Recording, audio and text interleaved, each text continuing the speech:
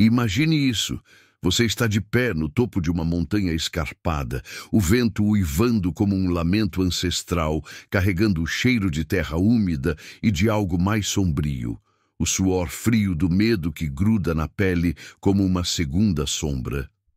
Abaixo de você, o abismo se abre como uma boca faminta, e um homem, com os olhos selvagens e o peito arfando, te encara por um instante eterno antes de escorregar.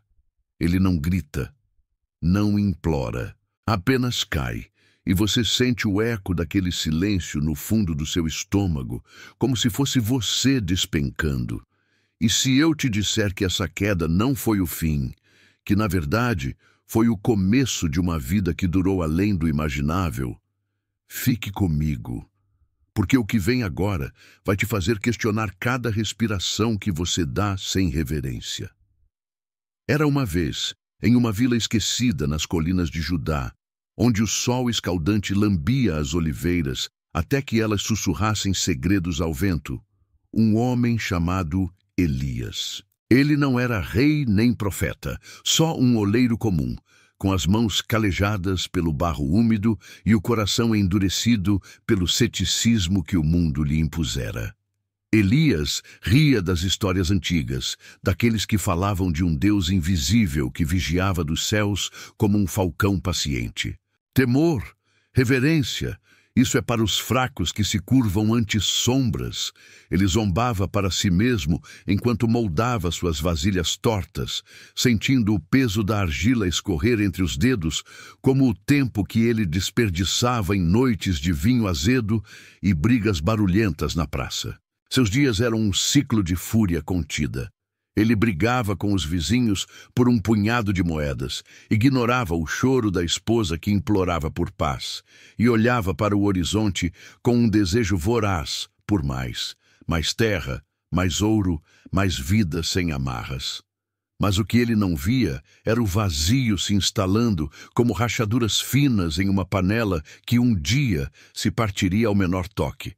Tudo mudou naquela tempestade que veio do nada, como o julgamento de um Deus esquecido. Elias havia subido a montanha para caçar, carregando sua lança enferrujada e um orgulho que o fazia pisar o chão com desprezo pelas trilhas traiçoeiras.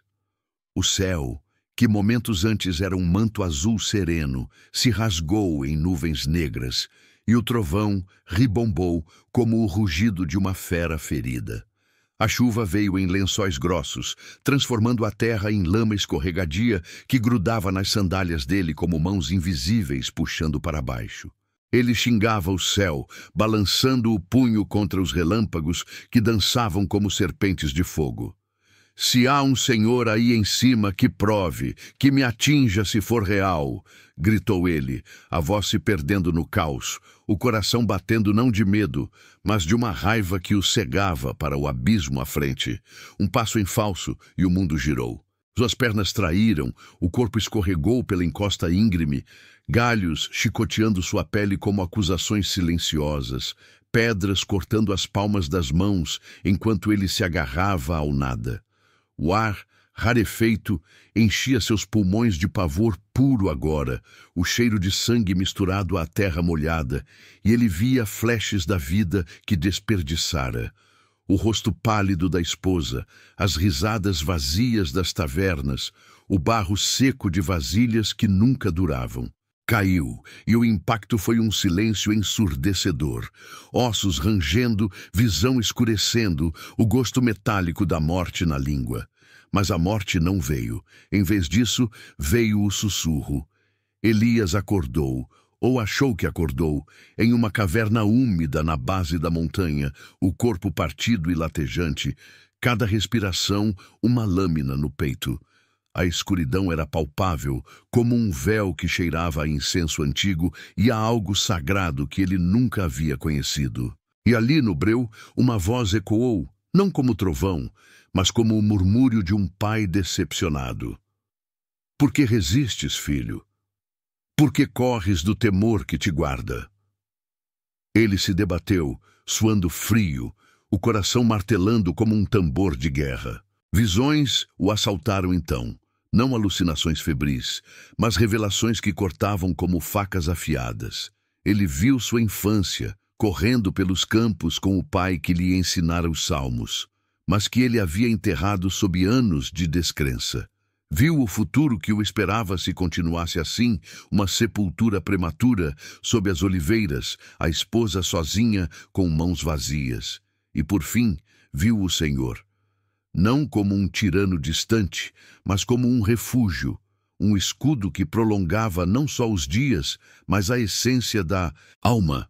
O temor não era medo paralisante, mas uma reverência que ancorava, que transformava o caos em calmaria. Elias chorou ali, pela primeira vez em décadas, as lágrimas quentes lavando o sangue seco do rosto, o corpo imóvel, mas o espírito se erguendo como uma fênix das cinzas da sua própria arrogância. Dias se arrastaram em semanas enquanto ele se curava na caverna, nutrido por pássaros que traziam migalhas. Um milagre sutil que ele agora via como graça. Quando desceu a montanha, cambaleante mas vivo, a vila o recebeu como um fantasma. Sua esposa o abraçou, os olhos inchados de lágrimas que ele finalmente entendia, e ele sussurrou para ela as palavras que ecoavam em sua mente. O temor do Senhor prolonga a vida, mas os anos dos perversos serão abreviados, como está escrito em Provérbios 10, 27.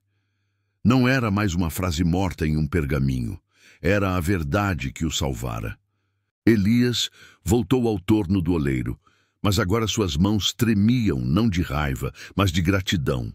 Ele moldava vasilhas que duravam, que resistiam às tempestades, e contava sua história nas fogueiras da noite, não como lição seca, mas como um segredo que salvava vidas. Seus dias se estenderam, décadas além do que os curandeiros previram.